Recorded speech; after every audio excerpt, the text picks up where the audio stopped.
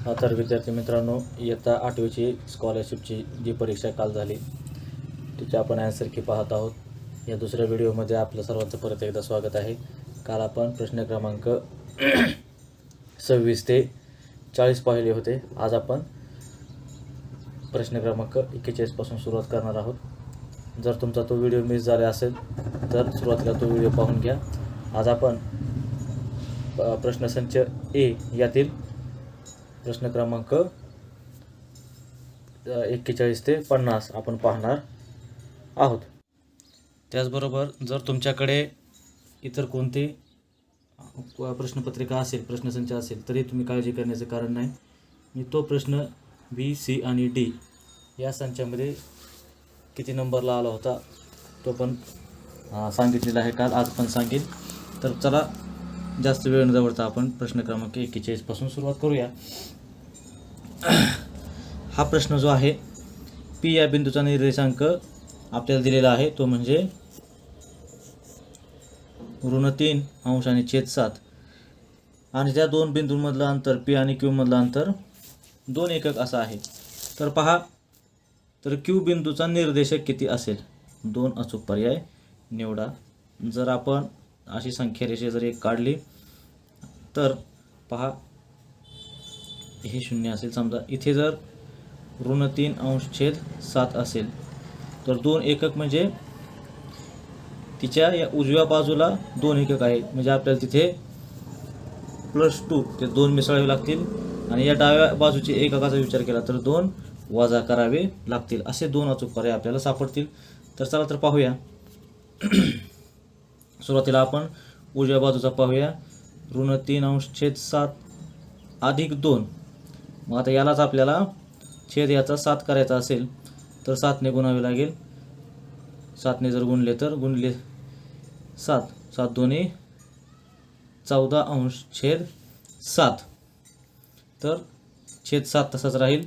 -14 आणि -3, -14 आणि हे -3 यांची बेरीज येते -11 आणि छेदात 7 तसाच राहील। 11/7 हा झाला एक अचूक पर्याय, म्हणजे पर्याय क्रमांक 2।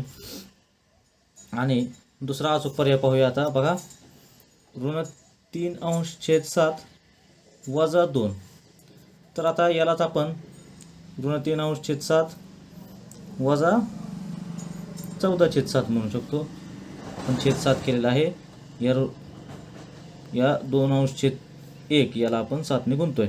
तर पहा, मग छेदाला छेद 7 तसाच राहील। आता 2 अंगांनाही ऋणचिन्ह आहे म्हणून त्यांची बेरीज व ऋणचिन्ह उत्तराला सारखे चिन्ह असल्यामुळे बेरीज, तर हे येतं -17 अंश छेद 7। तर पाहूया हा पर्याय किती नंबरला आहे। तर या प्रश्नाचे 2 अचूक पर्याय आहेत, पर्याय क्रमांक 1 व पर्याय क्रमांक 2। पुढे आता आपणास एक प्रश्न असा आलेला आहे की ओ हे केंद्र असलेल्या वर्तुळाची त्रिज्या 10 सेंटीमीटर आहे आणि आपण एक वर्तुळ काढून पाहूया। हे एक वर्तुळ असेल तर त्याची त्रिज्या 10 आहे, वर्तुळातील 16 सेमी लांबी, समजा ही एक जीवा आहे, या जीवेची लांबी आहे 16 सेंटीमीटर। तर केंद्रापासूनचे अंतर आपण एक केंद्रबिंदू काढूया। या केंद्रबिंदूपासून हे अंतर विचारले, अंतर म्हणजेच अर्थातच लंब अंतर असतं। तर आपल्याला या ठिकाणी हे गुणधर्म लक्षात घ्यावा लागेल। जेव्हा आपण केंद्रबिंदूपासून जीवेवर लंब टाकतो त्यावेळेस ती जीवा दुभागली जाते, म्हणजे ही बाजू 8 आली आणि ही बाजू 8 आली। आणि अर्थात हा काटकोन झाल्यामुळे ही जर आपण बाजू जोडली तर हा काटकोन त्रिकोण होईल। ही आहे वर्तुळाची, ही जी आता आपण जोडली बाजू ती वर्तुळाची त्रिज्या असेल, तिची लांबी आहे 10 सेंटीमीटर। मग आपल्याला या ठिकाणी पायथागोरसचं प्रमेय वापरून 10चा वर्ग बरोबर 8चा वर्ग अधिक उंचीचा वर्ग, 10चा वर्ग येतो 100। आता हे 8चा वर्ग तिकडे जाऊन वजा होईल, 100 वजा 64 बरोबर 36। हा उंचीचा वर्ग 36 आला आहे, म्हणजेच उंची आली 6 सेंटीमीटर आपला अचूक पर्याय आहे पर्याय क्रमांक हा पर्याय क्रमांक 1 हे आपलं अचूक उत्तर असेल. पुढे पाहूया. आता हा जो प्रश्न आहे तो क्षेत्रफळावर आधारित असलेला आहे. एका सभागृहाची लांबीवरून दिलेली आहे आणि त्याला बसवायच्या ज्या फरशा आहेत त्यांचे एक मेजरमेंट आपल्याला दिलेलं आहे. तर आपण सभागृहाचं क्षेत्रफळ आपल्याला माहीत आहे आयताकार असल्यामुळे 30 × 9.5. तर आपण एक चूक या ठिकाणी करायची नाही, तर हा गुणाकार आपण करत बसायचं नाही का ते तुम्हाला सांगतो.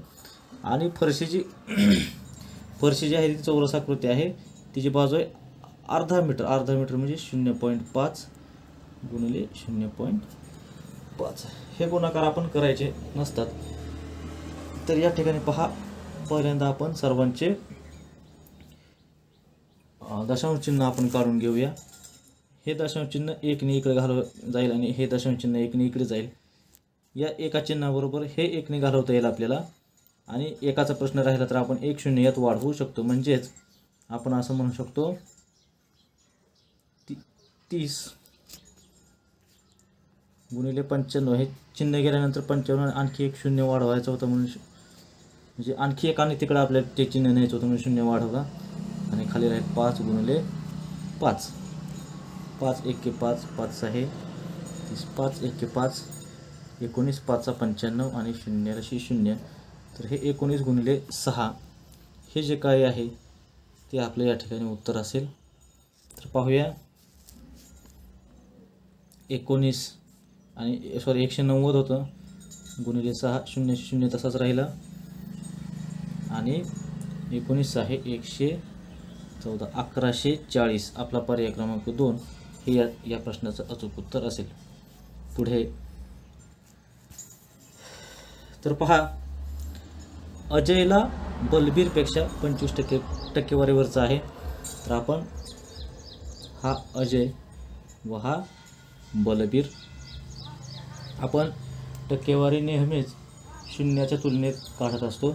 तर बलबीरपेक्षा 25% म्हणजे आपल्याला बलबीरचे गुण या ठिकाणी 100 मानावे लागतील. याचे 100 असतील तर अजयचे असतील 75. मग हे 75 जेव्हा 100 होतील, म्हणजे 75च्या तुलनेत हे किती जास्त आहेत, म्हणजे अजयपेक्षा बलबीरला किती टक्के गुण जास्त मिळाले, हाच प्रश्न आहे. तर पहा मग आता हे दोन हे आपल्याला इथे आपण x मानूया आणि हे दोन जे अपूर्णांक आहेत यांच्या किमती समान असतील. या x ला आपण या बाजूने नेऊया आणि हे अंश आणि छेद आदला बदली होऊन बरोबर चिन्हाच्या दुसऱ्या बाजूला जातील. तर पहा, x बरोबर 100 × 100/75. हे इकडच्या बाजूला ज्यावेळेस होते त्यावेळी 75/100 होते, ते या बाजूला आल्यावर 100/75 झाले. असा हा बदल झालेला आहे. आणि x हे छेदात होतं, या इकडे गेल्यानंतर अंशात आलेलं आहे बरोबर चिन्हाच्या पलीकडे गेल्यामुळे. तर याला 25 ने भाग जातो. 25 त्रिक 75, 25 चोक 100. x बरोबर 400 अंश आणि छेद 3. x बरोबर 400 अंश छेद 3 बरोबर. पहा, हे 3 तसंच ठेवूया. 3 1 3, 1 उरला. 3 त्रिक 9, परत 1 उरला. 3 त्रिक 9, परत 1 उरला. म्हणजेच हे 1 अंश छेद 3 उरले. 133 अंश छेद 3. म्हणजेच अजयला जर 100 असतील गुण तर बलबीरला 133.1/3. म्हणजे 100च्या तुलनेत इतके जास्त असतील. म्हणजे त्याचे टक्क्यांमध्ये सांगायचं असेल तर 33.1/3 इतके टक्के त्याचे गुण जास्त असतील. आपला पर्याय क्रमांक 4 हा याचं करेक्ट पर्याय आहे. आता पहा पुढचा प्रश्न जो आहे तो परिवर्तुळावर आधारित असलेला प्रश्न विचारलेला आहे. यासाठी आपल्याला एक संकल्पना आठवावी लागेल. परिवर्तुळ कशाला म्हणतात? तर ज्यावेळी आपण कोणताही त्रिकोण असेल, हे उदाहरणाबाहेर सांगत आहे मी, त्या त्रिकोणाचे ज्यावेळी आपण ज्यावेळी आपण त्या त्रिकोणाचे लंबदुभाजक काढतो, ते लंबदुभाजक एकाच बिंदूत छेदतात. हा गुणधर्म आपल्याला माहीत आहे. तिन्ही बाजूंचे लंबदुभाजक एकाच बिंदूत छेदतात आणि तो छेदनबिंदू जो असतो तिथून आपण तिन्ही शिरोबिंदूंना स्पर्श करणारं वर्तुळ काढू शकतो. तर आता या ठिकाणी हा जो त्रिकोण आहे तो काटकोन त्रिकोण दिलेला आहे. मग एक बाजू आहे 8 आणि दुसरी बाजू आहे 15. या त्रिकोणाच्या काटकोन करणारे दोन बाजू आहेत. हा काटकोन आपण काटकोन त्रिकोणाच्या बाबतीत ज्यावेळी आपण लंबदुभाजक काढतो त्यावेळी ते लंबदुभाजक जे आहेत ते कर्णाचा लंबदुभाजक कर्णाला ज्या ठिकाणी छेदलेला आहे त्या बिंदूत छेदत असतात, असा एक गुणधर्म आहे. मग आपण आता या ठिकाणी कर्णाची लांबी काढूया व कर्णाचा जो लंबदुभाजक आहे तिथेच लंबदुभाजक या ज्या ठिकाणी छेदलेला आहे असं या ठिकाणी त्याच ठिकाणी त्या वर्तुळाचं ते केंद्र असणार आहे. मग आपल्याला परिवर्तुळाची त्रिज्या म्हणजे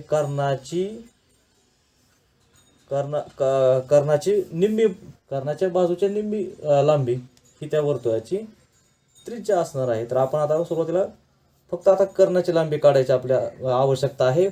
तर पुन्हा एकदा पायथागोरसचं प्रमेय आपल्याला वापरावे लागेल.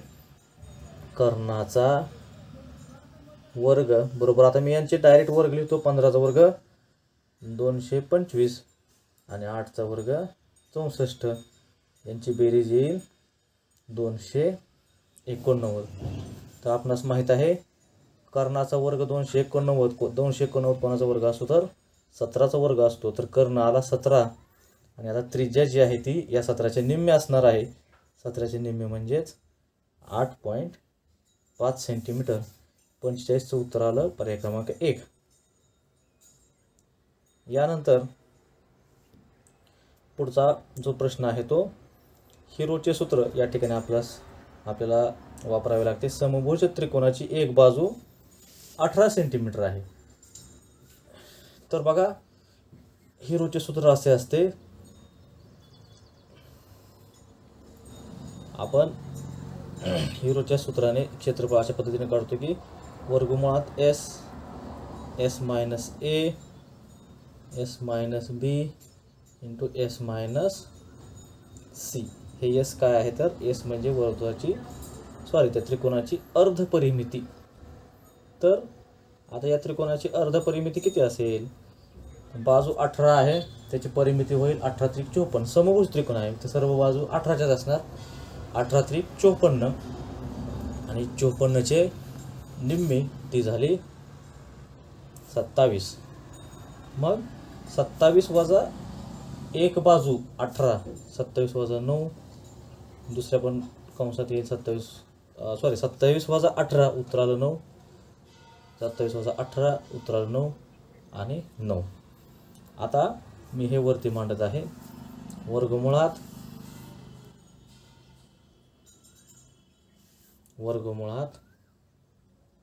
27 गुणिले 9 गुणिले 9 गुणिले 9 असा आला होता आपला. तर पहा हे 9 गुणिले 9 ज्यावेळी ह्या वर्गमुळाच्या बाहेर पडतील 2 9 बद्दल 1 9 येईल आणि हे 27 जे आहे ते आपण स्प्लिट करूया. 3 गुणिले 9 असे या 27ला मांडूया. तर ह्या 9 आणि या 9 बद्दल आणखी एक 9 बाहेर पडेल. आता वर्गमुळात राहील फक्त 3 आणि 9 गुणिले 9 81, 81 वर्गमुळात 3 चौरस सेंटीमीटर हे याचं उत्तर असेल. तर पाहूया पर्याय. तर या ठिकाणी पर्याय क्रमांक 4 जो आहे तो याचं करेक्ट उत्तर असणार आहे. त्यानंतर पुढचा प्रश्न आहे प्रश्न क्रमांक 47. बघा, टक्केवारीवर पुन्हा एकदा प्रश्न आलेला आहे. बसच्या तिकिटाचे दर 20% वाढले. 6 महिन्यानंतर पुन्हा तिकिटाच्या दरात 10% वाढ झाली. तर मूळ दरात किती टक्के वाढ झाली? सिंपल आहे. आपण जो मूळ दर होता तो 100 मानायचा. 20% वाढ झाली म्हणजे 120 झाली. आणि आता याचे 10 आपल्याला तोंडीच निघतात. 120चे 10% म्हणजे 12. मग ते ह्या 120मध्ये मिसळले तर ते उत्तर येईल 132. मग मूळ तिकिटाच्या तुलनेत आपण सहज 100च्या तुलनेत सहज सांगू शकतो की 32% वाढ झाली. पर्याय क्रमांक 2 हे याचं उत्तर आहे. आता पहा पुढे. एका व्यापाऱ्याने 25 रुपये डझन भावाने 25 डझन संत्री विकत घेतली आणि विकताना मात्र 32 रुपये डझन भावाने विकली. तर आता पाहूया मग त्याची खरेदीची किंमत असेल त्याची 25 गुणिले 25. मगाशी पण सांगितलं हे गुणाकार आपण करायचे नसतात, कारण कुठे ना कुठे कशाला तरी एकमेकांना भाग जात असतो. आणि विक्री किंमत 32 गुणिले 25. तर पहा, आपल्याला असं विचारलेलं आहे इतके खरेदी मागे इतकी विक्री. तर 100च्या खरेदी मागे विक्री किती? विक्री आपण x मानूया. तर मग हे दोन जे भागाकार आहे त्यांची किंमत समान होईल आणि यावरून आपण x ची किंमत काढू शकतो. तर इथेच या ठिकाणीच काय होतं, ह्या 25ला हे 25 जातात, कॅन्सल होतात. आणि पहा मग, तर आपण एक्सला बरोबर चिन्हाच्या या बाजूला आणूया. 100 तसेच राहतील. गुणिले हा अंश जो आहे तो छेदात जाईल आणि छेद जो आहे तो अंशात जाईल. त्यापूर्वी आपण हे 25ला 25 कॅन्सल करू शकतो. हे 32 जातील अंशात आणि 25 जातील छेदात. 25 एके 25, 25 चौक 100 आणि x बरोबर या 32 गुणिले 4 यांचा आपण गुणाकार करूया. 4 दोन्ही 8, 4 त्रिक 12, 128 म्हणजेच 28%. 100च्या खरेदीला त्यांची विक्री असेल 128 रुपये. तर आपण पर्याय क्रमांक शोधूया. पहा, याचा अचूक पर्याय येतो पर्याय क्रमांक 3. आता पहा, पुढचं खूप सोपं उदाहरण होतं. 216 मीटर लांबीची दोरी समान 5 ठिकाणी कापली तर प्रत्येक तुकड्याची लांबी किती सेंटीमीटर असेल? यात फक्त एकच गोष्ट तुमच्या लक्षात यायला हवी की ती म्हणजे 5 ठिकाणी कापले तर त्याचे 6 समान तुकडे होतील. बस एवढंच लक्षात घ्यायचं आहे. 216ला 6ने भागायचं आहे. 6 एके 6, 6 त्रिक 18, 3 6 6 36. पण इथे परत अजून एका ठिकाणी तुम्हाला फसवण्याचा प्रयत्न केला आहे. तुम्ही 36 हे लगेच उत्तर लिहू शकता. 36 जे आहे ते 36 मीटर आहेत, त्याचे आपल्याला सेंटीमीटर करावं लागतील. 3600 सेंटीमीटर असं उत्तर असेल त्याचं. याचा आहे पर्याय क्रमांक 2. यानंतर पहा 49. आता ही जी राशी आहे ती पूर्ण वर्ग होण्यासाठी कोणते पद मिळवावे लागेल? आपल्याला माहीत आहे पहिला जो वर्ग आहे तो 7x याचा वर्ग आहे आणि मधलं पद जर आपण सोडलं तर 8/y याचा वर्ग आहे. तर या दोघांचा आपण ज्यावेळी गुणाकार करतो आणि त्यांची दुप्पट लिहितो ते मधलं पद होऊ शकतं. या दोघांचा गुणाकार होईल 7 8 56 आणि 56 गुणिले 2 ते येतं 112. तर 112x भागिले y. तर या ठिकाणी एकच गोष्ट लक्षात ठेवायची आहे 7x अधिक 8y असं पण असू शकतं आणि 7x वजा 8y. मग 112 धन 112 आणि त्याचबरोबर -112x अपॉन y हे दोन पर्याय या ठिकाणी बरोबर आहेत. तर ते दोन पर्याय कोणते आहेत? पर्याय क्रमांक 2 आणि पर्याय क्रमांक 1 हे दोन पर्याय या प्रश्नाचे बरोबर आहे. चला पुढे पाहूया. सिंपल हा गुणाकार भागाकार आपल्याला सोडवायचा होता. यात फार काही अवघड नव्हतं. 6.28 गुणिले 3.14 भागिले 9.42 गुणिले, आता हे भागिले येते उलटून गुणिले करूया आपण लगेच इथेच.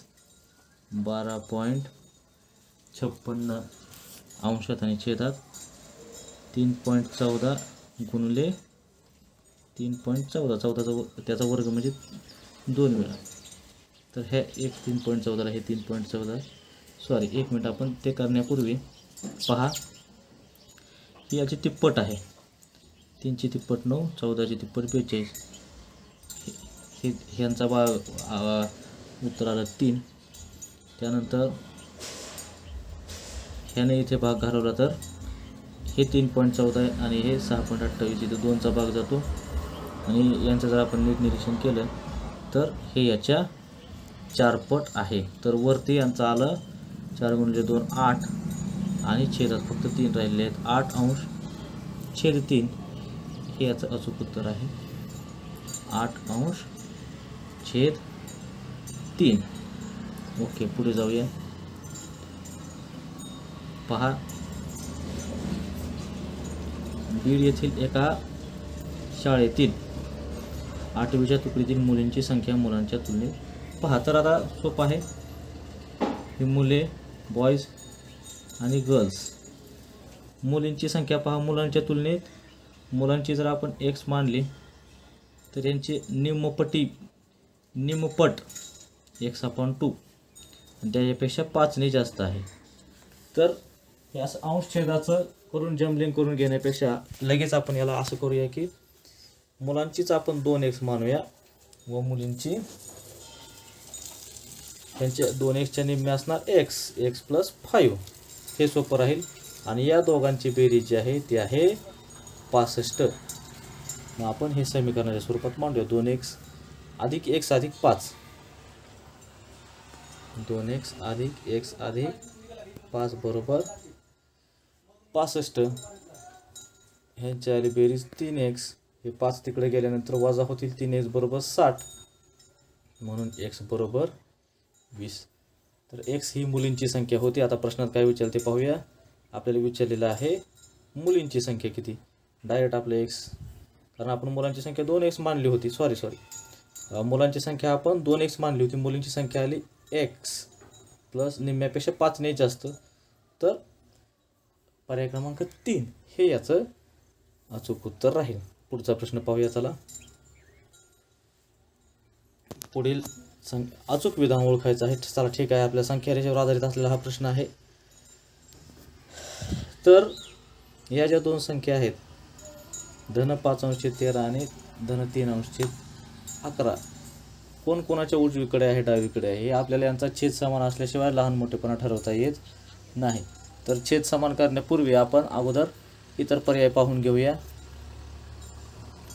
पुढचा पर्याय आहे संख्या रेषेवर ही संख्या जी आहे ती शून्याच्या डावीकडे येते. ही आपली संख्या रेषा असेल तर शून्याच्या डावीकडे म्हणजे या रिजनमध्ये असतात त्या निगेटिव्ह संख्या असतात. ही पॉझिटिव्ह संख्या आहे त्यामुळे हा पर्याय गेला. पर्याय क्रमांक ब हा पर्याय चुकीचा ठरतो. हा पर्याय चुकीचा आहे.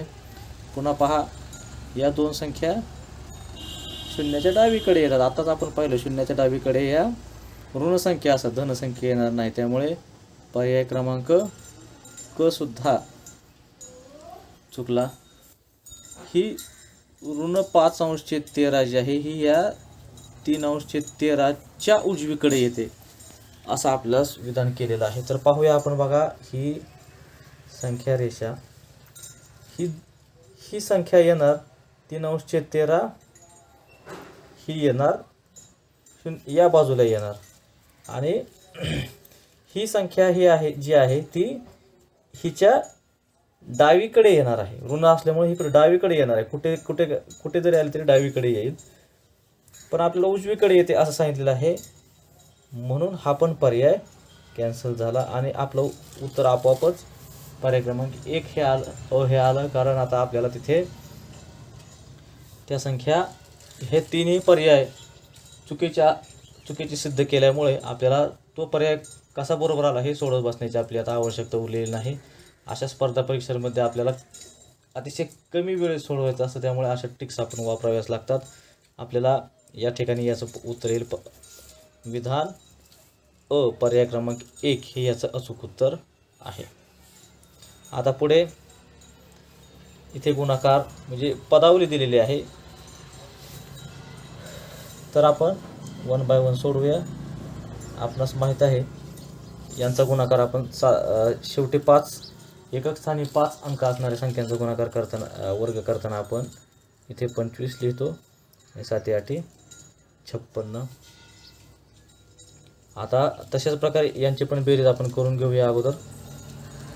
इथे 25 आणि इथे येईल 12 आणि त्यातून हा जो गुणाकार आहे तो आपण तोंडीच करूया. तर हा दशांश चिन्ह हा इथे येईल.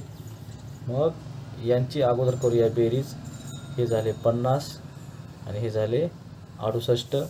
आता हे 68.50 आहेत, त्यातून आपण हे 52.50 वजा करूया. इथे काय शून्य राहतील आणि इथे उरतील 16. तर अंशाचं उत्तर आलं 16. आपण इथे एका कोपऱ्यात लिहून घेऊया 16. आणि छेदाचं उत्तर आलं बघा 7.5 वजा 3.5 4. 16/4 उत्तर आलं 4. पर्याय क्रमांक 2. पुढचा प्रश्न पाहूया. 50 या संख्येच्या आधीच्या लगतच्या 3 मूळ संख्या आणि नंतरच्या 3 मूळ संख्या, ह्या 3 मूळ संख्यांची बेरीज आणि नंतरच्या 3 मूळ संख्यांची बेरीज यातला फरक आणि त्या फरकाला कितीने निशेष भाग जातो. मग आपण सुरुवातीला या 50च्या आधीच्या लगतच्या 3 मूळ संख्या शोधूया. त्या आहेत 41, 43 आणि 47. नंतरच्या आहेत 53, 59 आणि 61. आता एक काम पहा. आता या सर्वांची बेरीज आणि या सर्वांची बेरीज आपण करून नंतर त्यांचा फरक काढायचा नाही, कारण आकडे मोठे मोठे आहेत, वाढत जातात. तर एक सोपी आयडिया तुम्हाला सांगतो. यांच्यातलाच या दोघांमधलाच फरक इथे लिहूया आपण. हा फरक आला 12, या दोघांमधला फरक आला 16 आणि या दोघांमधला फरक आला 14 आणि फक्त यांचीच बेरीज करूया. तुम्ही करून पहा. बेरीज येते 42.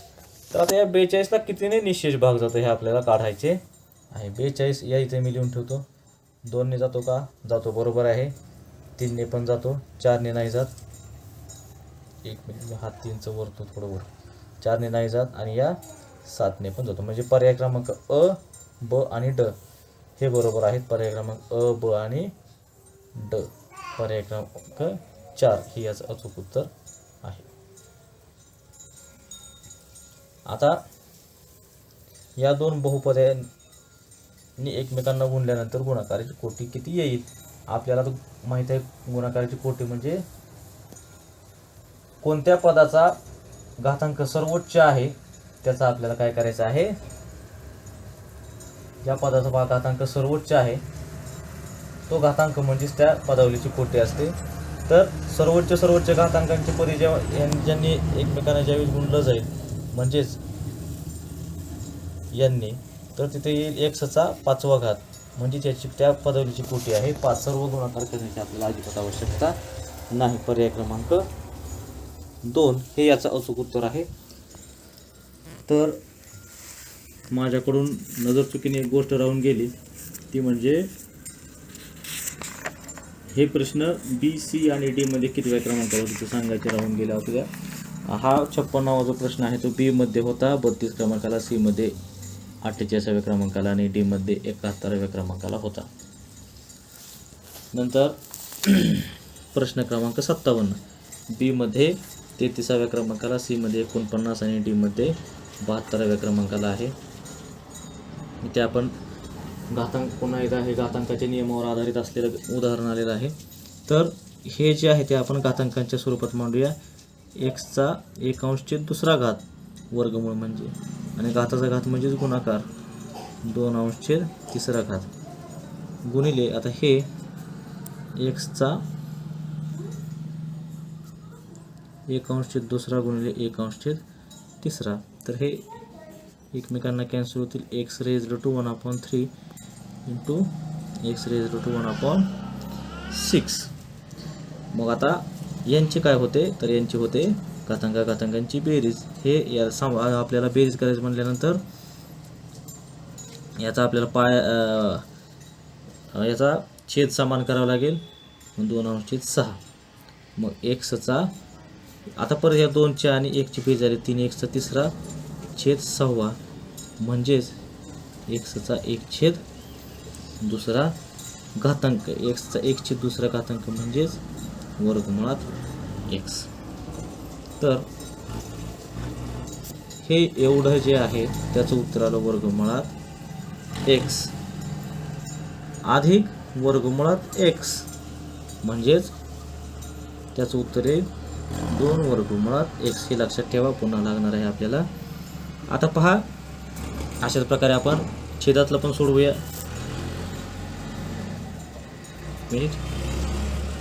हे जे आहे, हे जे आहे त्याचं उत्तर येईल आपल्याला x raised to 1/2 into 3/4 into या पुढच्याचा, आता पहा, एक्स रेज्ड टू 1/2 इंटू 1/4.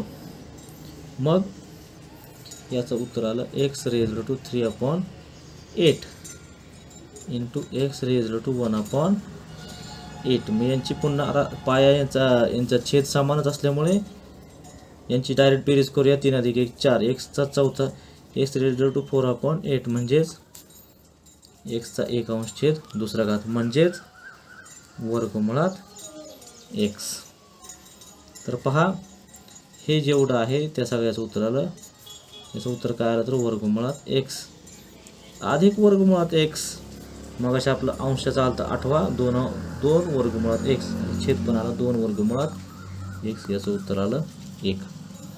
तर याचा अचूक पर्याय आहे पर्याय क्रमांक 1. पुढे प्रश्न क्रमांक 58. हा बी मध्ये 34व्या क्रमांकाला, सी मध्ये 50व्या क्रमांकाला आणि डी मध्ये 73व्या क्रमांकाला आहे. तर अतिशय सोपं आहे. एक गाडी एका तासात 42 किमी, तर ती 20 मिनिटात किती जाईल? तर अगदी सोपं आहे. एका तासाचे आपण 3 समान भाग केले तर 20 मिनिटं होतात. मग 42चे पण 3 समान भाग केले तर 14 मिनिटं होतात. पर्याय क्रमांक 3 हे याचा अचूक उत्तर आहे. पुढे पाहूया. पहा, आपण घनसंख्यांची वजाबाकी हे सूत्र आपण वापरून हे उदाहरण सोडवायचं आहे. 59वा प्रश्न जो आहे तो बी मध्ये 35व्या क्रमांकाला, सी संचामध्ये 51व्या आणि डी संचामध्ये 74व्या क्रमांकाला आहे. तर हे सूत्र तुम्हाला सुरुवातीला सांगतो. एक्स घन वजा वाय घन असेल तर पहिल्यांदा असतं एक्स वजा वाय आणि दुसऱ्या कंसात असतं एक्स वर्ग अधिक एक्स वाय अधिक वाय वर्ग. तर आपण अगोदर हे विस्ताराने पाहूया. तर हे एक्स आणि हे वाय असं जर समजलं तर हा 4चा घन आहे.